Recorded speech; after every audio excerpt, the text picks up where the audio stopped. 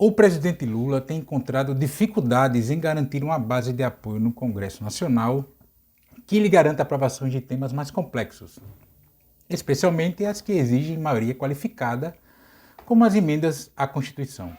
Tudo isso diante de um cenário de desorganização do Estado brasileiro e até da política, deixada pelo governo Bolsonaro. Sobre esses e outros temas, eu converso agora com a doutora, professora da Universidade Federal de Alagoas, cientista política, Luciana Santana. Mas antes de seguir, eu peço seu like nesse vídeo e o compartilhamento do mesmo. E também a sua inscrição aqui no canal, caso ainda não esteja. Peço também, caso você possa e queira, sua contribuição aqui com o canal clicando no botão Valeu. Desde já, obrigado. E lembrando que essa conversa foi gravada em 10 de março, por volta de 1h30 da tarde. Vem comigo. Bom, Luciana, primeiro eu quero agradecer a sua participação aqui no canal. Sei que você é muito solicitada, muito atarefada, a universidade, a imprensa toda lhe chamando, mas a primeira pergunta que eu queria conversar contigo é sobre a questão da base de Lula no Congresso Nacional. A gente tem essa questão de CPI, CPMI sobre 8 de janeiro, a gente teve essa questão do Juscelino Filho permanecer no ministério, que muita gente atribui a pressão de partido, etc. Eu queria saber a sua avaliação de como você está vendo a construção da base parlamentar do governo Lula 3 no Congresso Nacional. Como é que você está avaliando esse cenário agora? Bom, Cadu, primeiro queria agradecer o convite, né, para participar desse espaço. Sobre a governabilidade do Lula, né, que toca esse assunto, né, de uma forma mais ampla, né, a gente tem como parâmetro o que aconteceu nos governos anteriores, né, e o início do primeiro mandato, né, do presidente Lula foi um mandato que, do ponto de vista de alcançar a governabilidade, também não foi muito fácil, né, a situação dele não era muito favorável, ele chegou na presidência e precisou ali passar um tempo, passar meses articulando apoios para garantir aí que ele pudesse efetivamente aprovar sua agenda, né? Em Lula 3, eu diria que tem um pouco de tudo isso que aconteceu lá no primeiro mandato, e tem, claro, outros elementos, né? A situação eleitoral, né, dele, que ele saiu, né, que ele saiu das urnas ali, acaba sendo mais desfavorável do que aconteceu anteriormente, né? E até pelo perfil de governo do seu antecessor, né, e a correspondência ainda da composição faz com que ele tenha outros desafios, né, que de alguma maneira faz com que ele seja um pouco refém, né, dessa situação, né, para construir essa governabilidade, né. Acredito que algumas dessas temáticas, né, que você menciona ali, como a própria CPMI, né, da questão dos atos do 8 de janeiro, pode ser que não vingue, né, porque é um assunto que eu diria que é complexo, né, não apenas para quem está no governo, porque, na verdade, quer criar ali um espaço muito mais para, né, de proposição, de discussões em termos de uma agenda, efetivamente, do governo, e uma CPI ou uma CPMI acaba deslocando a atenção ali para um outro tema, né, criando outras narrativas a respeito daquela situação, né? E aí essa posição hoje que, inclusive, faz com que o governo seja reticente, né? Não vejo que seja no sentido de achar que tem alguém do governo também né, envolvido, mas é tirar o foco daquilo que é prioridade hoje, né? Que é tentar garantir essa governabilidade e criar uma agenda positiva para o país, né? Acho difícil ela avançar, porque a gente também consegue perceber que alguns atores políticos, no âmbito do legislativo, não têm interesse nessa pauta de forma direta, né? Então, acho muito difícil isso acontecer, né? Mas, quando a gente olha a pauta do governo no legislativo de forma mais ampla, é possível perceber aí dificuldades que o governo ele vai enfrentar e que tem enfrentado, que é justamente não conseguiu ainda construir essa relação em termos partidários e que esses partidos que se comprometam com essa governabilidade atuem de forma coesa. E aí o caso da União Brasil é o caso mais elucidante disso, né, se tornando a pedra no sapato do governo, porque é um partido que você tem ali membros, né, e a própria liderança que quer fazer parte, né, do governo Lula, né, até por isso tem ministério, mas não se compromete com o comportamento dos seus deputados na arena do legislativo. E isso complica muito as relações, né? E o que o governo pode esperar daqui para frente. Né? Eu diria que num plano ideal e em condições mais favoráveis, o ideal era efetivamente que essa demissão acontecesse rapidamente e que o próprio partido indicasse um novo nome, né, do partido para ocupar esse espaço.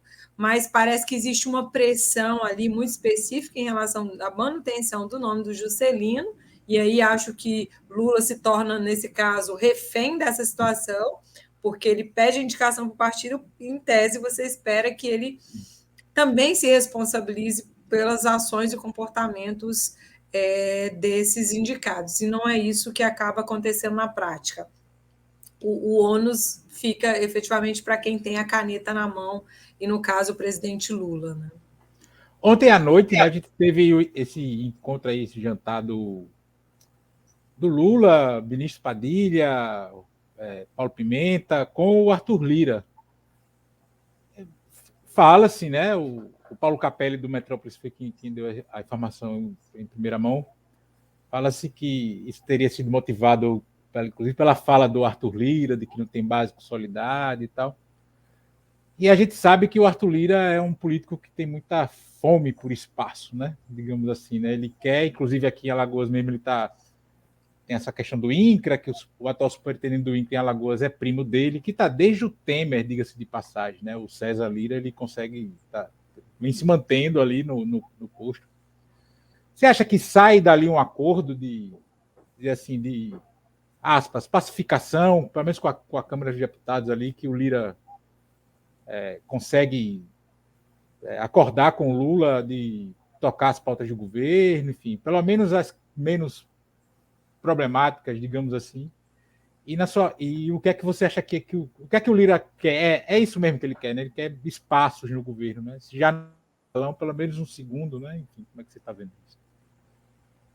Bom, com o governo Bolsonaro, o Arthur Lira, ele conseguiu um espaço e conseguiu um protagonismo, né, muito intenso, né, no sentido de, inclusive, tomar para si muito da agenda do próprio governo Bolsonaro. Né? Ele se tornou uma espécie de primeiro-ministro, né, do Brasil.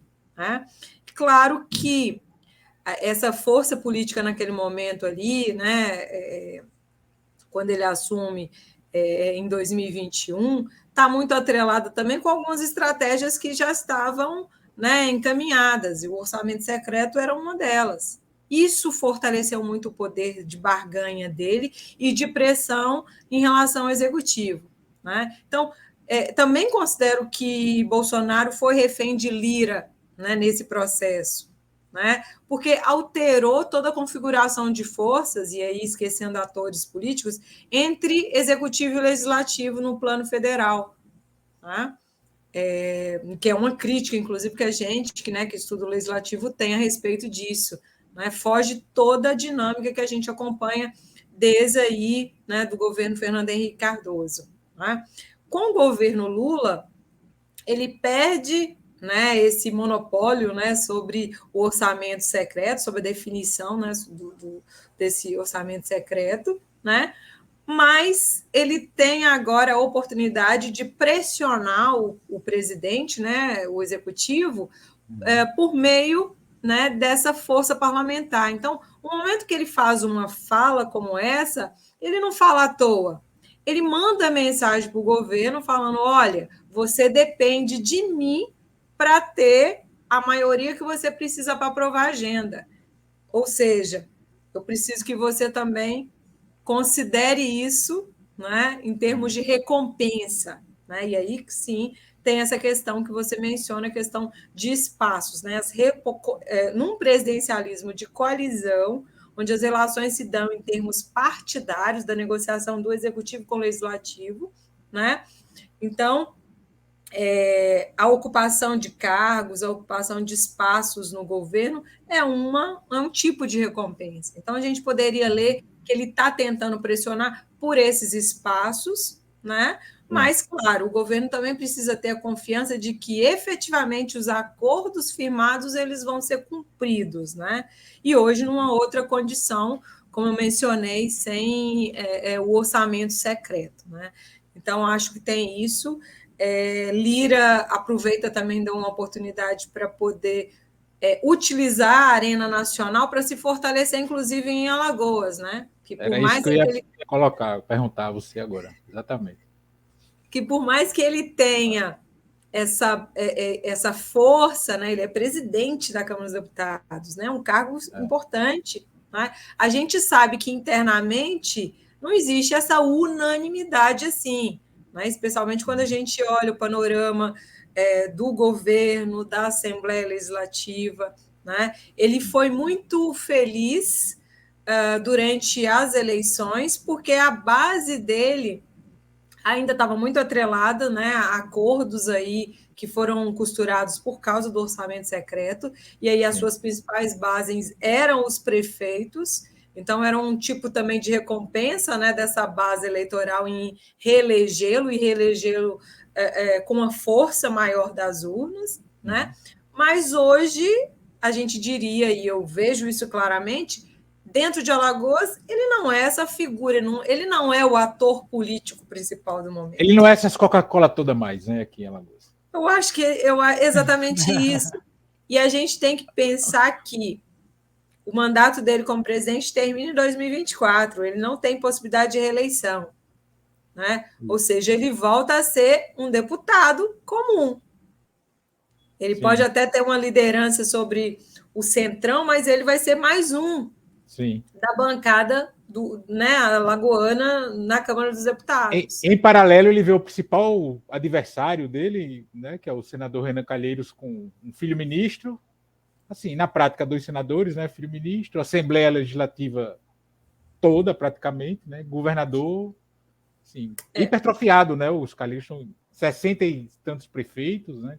Exatamente. Então, é isso. Ele volta a ser um deputado, provavelmente, e aí eu acho que uma das minhas hipóteses, espero chegar até 2024 para tentar comprovar, acredito que ele vai pleitear um cargo como ministro, inclusive para manter visibilidade no plano nacional, para garantir aí que sua ambição política para 2026 ela seja efetivamente correspondida, né? Que seja ali como um cargo como senador, ou mesmo na própria disputa pelo governo, né? Isso também é possível. Né? Então, é isso que acontece, e tem, claro, o protagonismo de Renan Calheiros, que, enfim, né? Ele conseguiu aí desbancar o Arthur Lira em várias decisões, né? Durante lá a escolha do governo tampão, o processo de judicialização, as eleições, né, de 2022 para o governo do Estado, o que aconteceu no âmbito da Assembleia Legislativa, os problemas, né, que Arthur Lira teve com o presidente da Assembleia, Marcelo Vitor. Então, o cenário dele em Alagoas, por mais que ele seja o todo-poderoso do país, não é as melhores, né? Agora, essa sua hipótese do ministro, não negando a política, assim, uma parte de mim acha graça, porque eu gosto desse jogo, né? Que é um grande jogo, né? E é bom que exista, né? Nas democracias tem que ter.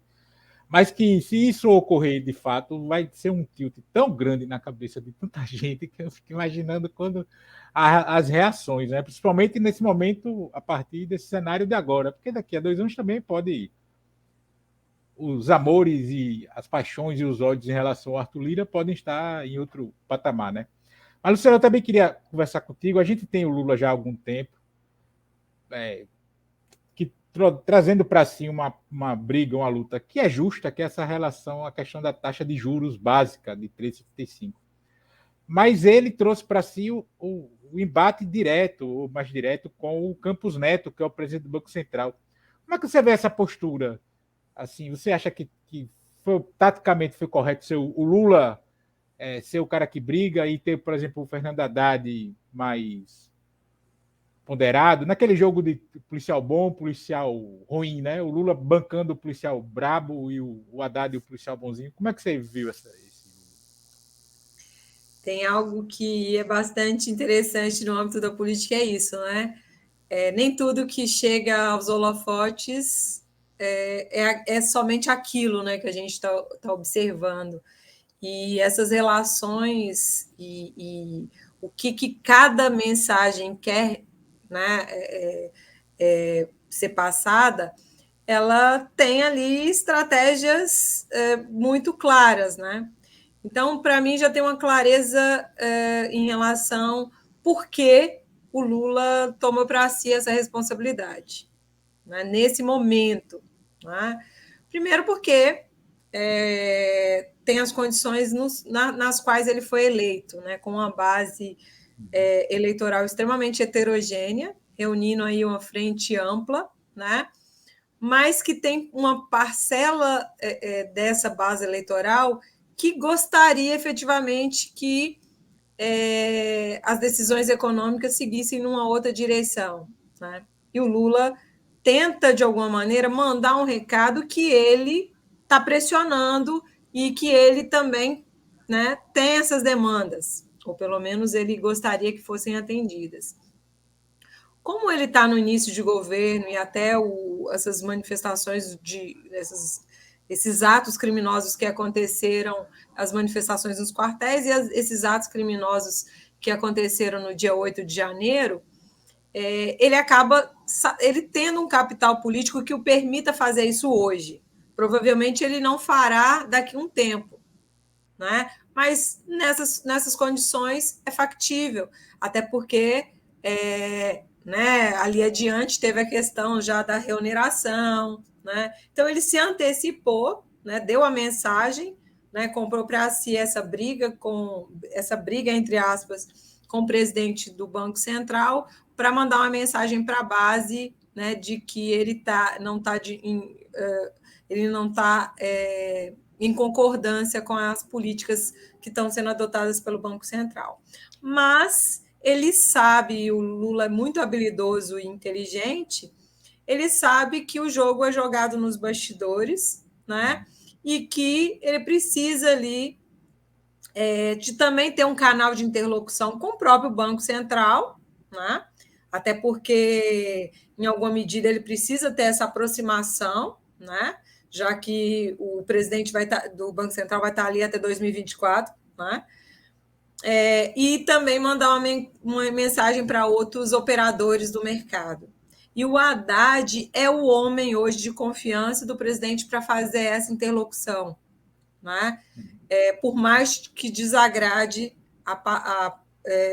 né, a sua base dentro do PT, né, como a gente viu várias manifestações da presidente Gleisi Hoffmann, né? Isso que acontece. O jogo é jogado em múltiplas arenas, né? Infelizmente, a gente não tem como colocar isso assim de forma muito pública, na verdade. Isso quem está muito mais atento mesmo a esses acontecimentos. Então, é um jogo complexo, mas a gente consegue ler assim nas entrelinhas do que está sendo dito. Me parece, inclusive, que alguns temas assim que gerem mais polêmica, o Lula está antecipando algumas discussões, assim, para ter desgaste logo no começo do mandato, né? Porque a tendência é que algumas situações se naturalizem, né? Então, alguns desgastes, enfim, a imprensa fica batendo, como, por exemplo, quando ele se refere à questão do impeachment da Dilma em 2016, como golpe, fica batendo e ele parece que quando bate ele fica reafirmando, enfim, ele já está antecipando algum tipo de situação. É uma situação que se tem, né?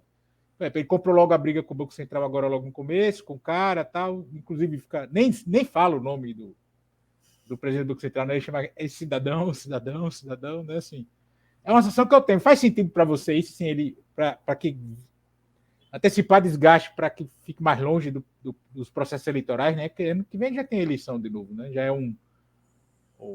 o preâmbulo da eleição presidencial daqui a 4 anos. Né? Faz Não, sentido isso para você, não? Não, acho que é isso, né? Um pouco do que eu mencionei está de encontro ao que você está falando, né? Ele está aproveitando uma oportunidade em que ele pode publicizar ali e mandar essa mensagem para a sua própria base, né? É o momento. Eu nem vejo, porque no final das contas, que tenha tido desgaste efetivamente. A gente ainda não está tendo as pesquisas eleitorais, né, mensurando aí, né, de forma mais intensa a popularidade do presidente, mas hoje ele mantém um capital político importante, então, que permite fazer isso, e parcela do eleitorado concorda com ele, quer menos juros, né? Quer realmente. Até o mercado, né? Até o setor do mercado já está defendendo também, porque. Não, exatamente. É um discurso que, no longo prazo, não consegue se manter. Né? Até na entrevista que o Roberto Campos deu no Roda Viva, né, a gente fica muito claro que o próprio Banco Central sentiu essas pressões. Sim. Né? E o próprio Roberto Campos fala, né, que apesar dele ter sido indicado, né, num governo, né, de Jair Bolsonaro, ele está predisposto, né, ele não fala com essas palavras, mas eu entendi que era se adentrar, né, a se alinhar ao governo para, inclusive, garantir ali até a sua própria permanência no banco, sem qualquer tipo de pressão. Você falou em pesquisas, saiu algumas agora recentemente, tem saído, né? Já saiu, acho que 3 ou 4, enfim. Avaliação de governo, do governo Lula. E, curiosamente, não, assim, mas a avaliação do Lula e rejeição, enfim, está muito perto do resultado eleitoral.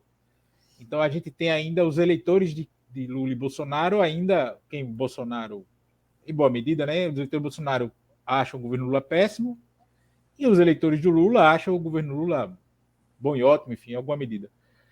Dito isso, você acha que esse caso das joias das Arábias aí, toda essa confusão, que cada dia surge uma novidade, né, dessa questão das joias, você acha que isso consegue abalar a popularidade do Jair Bolsonaro entre os seus eleitores? Ou acha que já estão tão assim, bolsonarizados que tanto faz, tanto fez, eles não querem mais, sabe? Não faz diferença.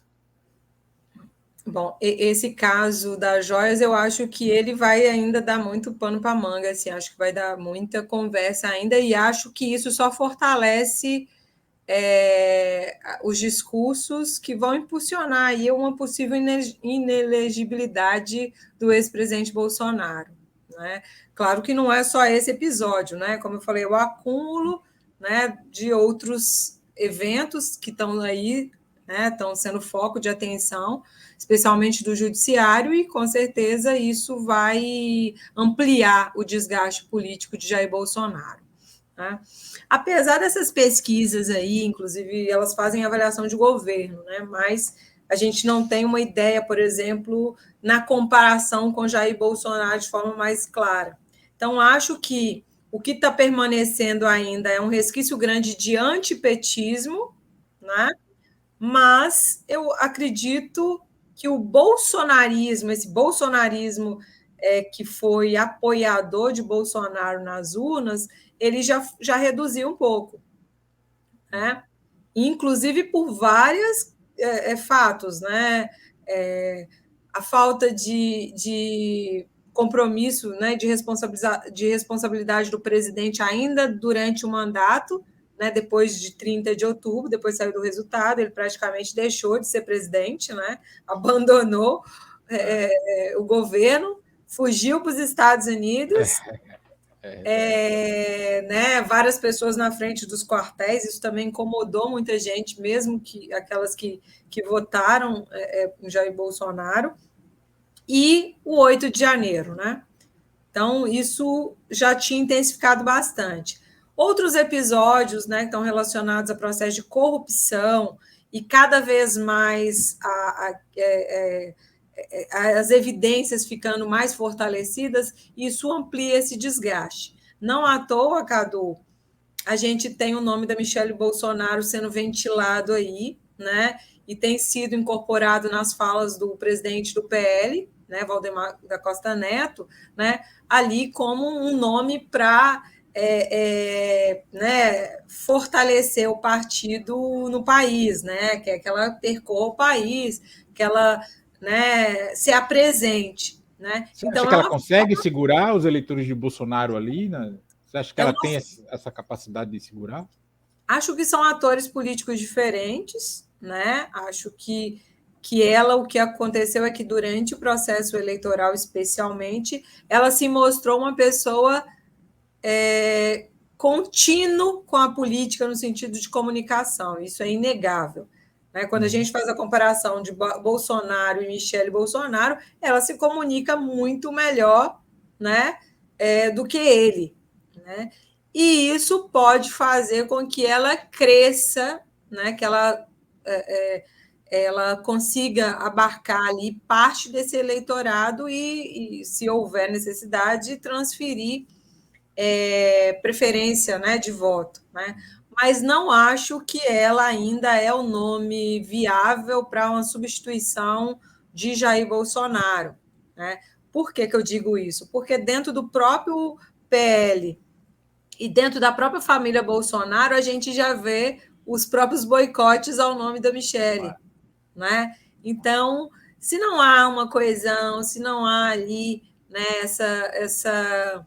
esse alinhamento, né, entre as principais lideranças e essa indicação do Valdemar Costa Neto, acho que é muito difícil. Na verdade, acho muito difícil a gente antecipar 2026 ainda em 2023. Acho que o nosso melhor momento para começar a fazer isso é a partir das eleições municipais, que aí a gente vai conseguir mensurar, e aí algo que aconteceu lá em 2004, por exemplo, a força de Lula no âmbito territorial, né, do país. Né? Em 2004, se você pegar os dados lá, o PT cresceu muito né, do que ele tinha em 2000 para 2004, né? Assim como o PSL cresceu, né, nas eleições de 2020, né, ou partidos alinhados a Jair Bolsonaro. Então, acho que ali a gente já vai ter um termômetro sobre essa situação do PT e também o tamanho de Jair Bolsonaro. Acho que ele. Muita gente acha que não, mas acho que ele reduziu. Né? Hoje o bolsonarismo é maior que o Bolsonaro, por quê? Né? Porque tem isso, né? Tem pautas conservadoras que estão presentes na sociedade, né? Que foram externalizadas, vêm sendo externalizadas desde 2013, né? Ganharam força em 2018, 2022, mas que hoje está acéfala de uma liderança que possa levar adiante essa pauta. Né? Como é dizer no movimento estudantil, o bolsonarismo hoje, na sua avaliação, é um corpo sem mente. Exatamente. Né? Algumas figuras políticas tentam, né, ocupar esse espaço. A gente já viu em algum momento o Zema, a gente já viu o próprio Tarcísio de Freitas, né, sendo, né, tentando ali ser ventilado o nome dele. A gente vê casos como, por exemplo, do Nicolas, enfim. Sim. É um certo tipo são tentativas, né? Pode ser que alguma dessas seja exitosa, mas hoje eu ainda não consegui perceber uma liderança que consiga capitanear esse movimento mais conservador aí, esse movimento bolsonarista. Mas para 2024 a gente tende a ter um ambiente semelhante às eleições de 22, ou não, na sua avaliação assim, um campo mais próximo ao Lula, ao lulismo, enfim, e um campo mais próximo ao bolsonarismo, assim, esse mesmo tipo de polarização, ou você aposta que deve começar a aparecer outras forças políticas, outros discursos para entrar nesse jogo aí, até por conta da ausência da mente, né, do bolsonarismo, sem uma cara, sem uma liderança que materialize o bolsonarismo. Uhum. Bom, a eleição municipal ela tem uma dinâmica própria, isso aí a gente precisa ter clareza, né? A gente fala na ciência política que a gente tem subsistemas partidários no âmbito local que ela sobrepõe, inclusive, a dinâmica nacional. Não que ela não seja influenciada, em alguma medida porque a gente vai também ver um movimento natural às vésperas da eleição, e principalmente ali quando a janela partidária for aberta, de vários prefeitos ou candidatos potenciais migrando em relação a outros partidos políticos. E acredito que, nesse sentido, a gente tem ali, e até pelo papel do governo hoje em relação a várias políticas de Estado, e principalmente se essas políticas voltarem a ser exitosas, como foram em outros mandatos do PT, tendem a favorecer aí um alinhamento maior aos partidos que fazem parte da base do governo, né? Então, acho que aí essa disputa entre Bolsonaro e Lula, que aconteceu nas urnas, tendem a diluir, né? A não ser em algumas capitais onde a gente sabe que a força nacional tem um peso maior, né? Como é o caso do município de São Paulo, Rio de Janeiro, Belo Horizonte. Hoje, inclusive, Belo Horizonte, hoje, estava conversando mais cedo, onde o bolsonarismo tenha assim, ganhado muita força, né? E lá não seria nem embate entre bolsonarismo e alguma candidatura petista, né? Na verdade, não há uma candidatura petista viável hoje na capital, né? Numa capital, inclusive, que já foi muito forte, né? Sim. Vários governos petistas. Mas hoje é uma disputa muito grande entre lideranças ali da direita, né? Inclusive vários deles muito mais antenados com o bolsonarismo. E aí a gente tem outras capitais que isso vai acontecer, né? Provavelmente Recife, a gente tem aí talvez um embate, enfim. Mas Salvador também é possível que isso aconteça, mas não vai ser algo predominante. Então, acho que 2022 tende a diminuir o peso sobre a eleição de 2024. Tá? Agora, 2024 é um termômetro, porque aí a gente vai avaliar quais serão as lideranças possíveis para disputar o governo de 2026. Né? E se o PT efetivamente vai ter ali um nome para substituir o Lula, ou se ele vai se definir novamente como um candidato à reeleição. Né? Algo que ele já mencionou a possibilidade. Lideranças do partido já mencionaram essa possibilidade aí, né, de acontecer. Luciana, você recentemente escreveu um artigo junto com a professora Vanessa Elias de Oliveira e com a professora Rebeca Arbes, que chama O Desafio da Reconstrução do Estado Brasileiro. Foi publicado no portal Nexo Jornal. Tem uma parte ainda no início que me chamou a atenção, assim, a forma como vocês construíram o texto, né? Como vocês afirmam que para reconstruir o Estado brasileiro, são necessárias pelo menos 3 ações, estratégias, enfim, que é a política, né? E aí eu entendi que a política propriamente dita, as políticas públicas e a participação social.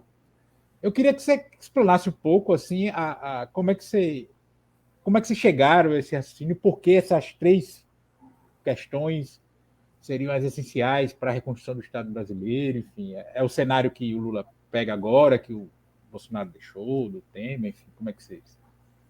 Bom, eu acho essa discussão extremamente interessante e necessária de ser feita, né? Porque ao longo dos últimos anos, e não apenas por causa do governo Bolsonaro, mas potencializado muito por causa do governo Bolsonaro, a gente teve um processo de desmonte do Estado brasileiro, né? Quando a gente vai olhar efetivamente as políticas de Estado que deveriam ter sido executadas, né? E ter uma continuidade ao longo dos anos, independente dos governos, né? E esse processo, primeiro, de construção, ele aconteceu antes mesmo de Lula. Isso é bom que a gente diga isso para não, né, para não dizer que é porque você está defendendo o governo Lula, não. Começa lá atrás com a Constituição de 88, né? E aí você tem um processo de aperfeiçoamento dessas políticas, de implementação, né, de políticas de Estado, a partir especialmente do governo Fernando Henrique Cardoso. Né? Houve um processo contínuo, inclusive o Lula, na eleição de 2002, ele assina uma carta aos brasileiros garantindo a estabilidade política que, de alguma maneira, ajudaria nesse processo de construção democrática, de estabilidade política no país, né? E isso aconteceu, eu diria, até 2013. O marco que a gente tem é 2013, onde a gente começa a ver uma mudança aí nesse processo aí das políticas públicas e a própria relação do Estado com a sociedade. Algo que simplesmente se perdeu, né?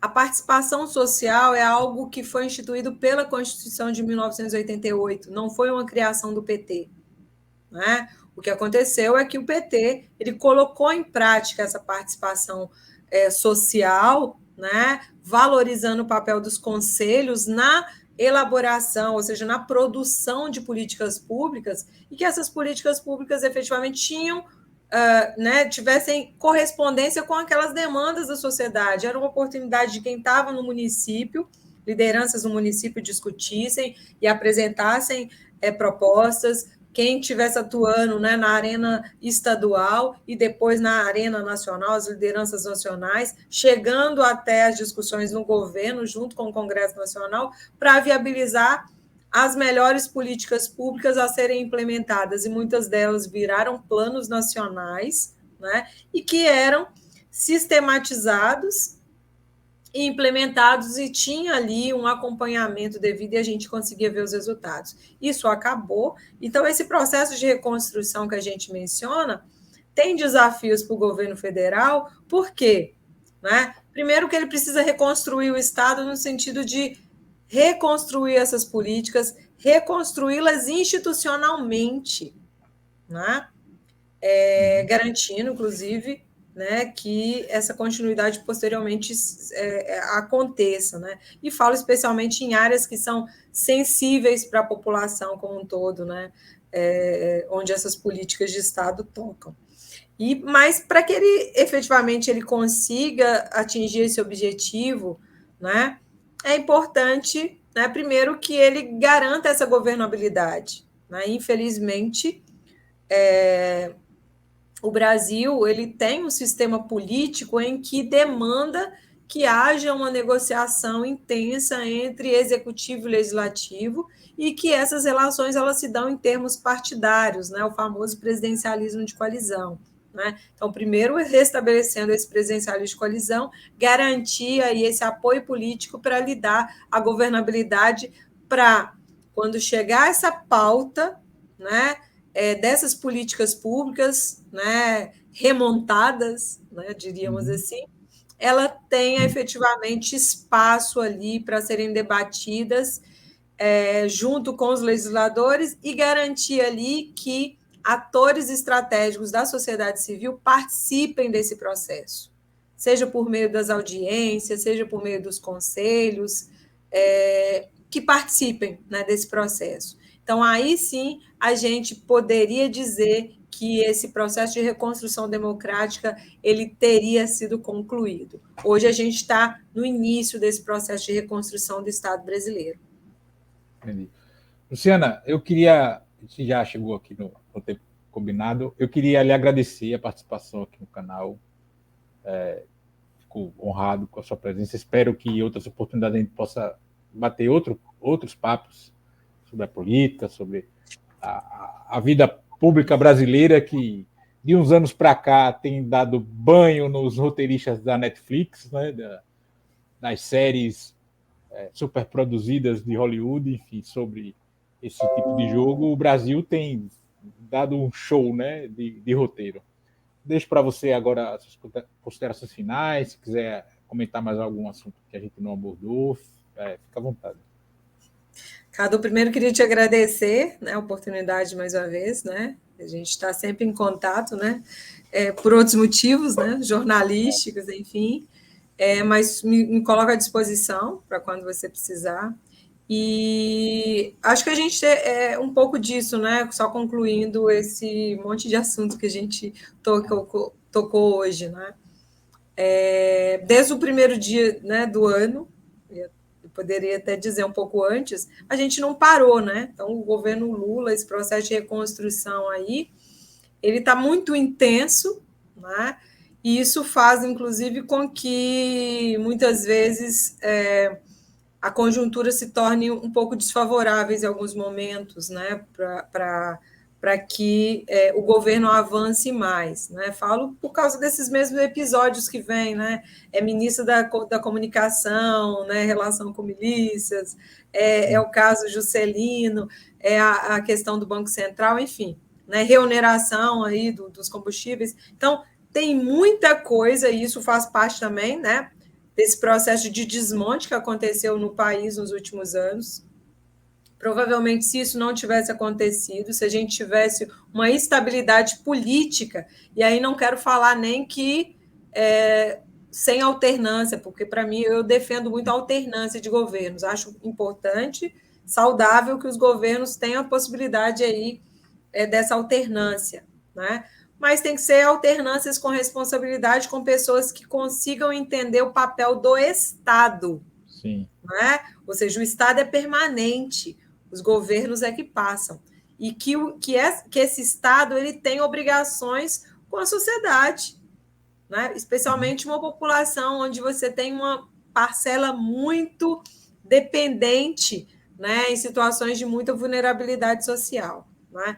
Então, acho que a gente pode e deve dar as contribuições, acho que a gente deve fazer, quando for o caso, oposições, mas que sejam oposições responsáveis, no sentido de trazer para o governo esse aspecto crítico, né, de entender que o governo ele tem que ser para pessoas, especialmente para as pessoas que têm mais necessidade desse Estado, né? Então, fica aqui, né, mais um fio aí para a gente discutir em outros momentos. E é isso, vamos aguardar esse processo de reconstrução democrática no país. E obrigada, Cadu, mais uma vez. Mas e você, o que acha disso tudo? Comenta aqui. Também peça seu like nesse vídeo e sua inscrição nesse canal. Vai custar para você. E você nos ajuda a chegarmos a mais pessoas. Reforço o pedido, caso você possa e queira sua contribuição aqui no canal, clicando no botão Valeu.